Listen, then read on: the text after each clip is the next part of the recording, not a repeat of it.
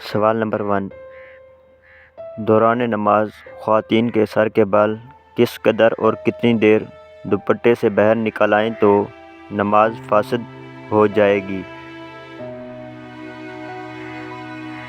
بسم اللہ الرحمن الرحیم۔ عورت کے سر کے بالوں یا لٹکے ہوئے بالوں کا چوتھا حصہ یا اس سے زیادہ اگر ایک رکن کی ادائیگی کے برابر کھل جائیں، مطلب 3 مرتبہ سبحان اللہ کہنے کے انداز پر کھل جائیں تو نماز فاسد ہو جائے گی۔ سوال نمبر 2، اگر نماز میں عورت کے بالوں میں سے 1-2 بال کھلے رہ جائیں تو اس سے نماز فاسد ہو جاتی ہے؟ اگر نماز میں عورت کے بالوں میں سے 1-2 بال کھلے رہ جائیں تو اس سے نماز فاسد نہیں ہوتی۔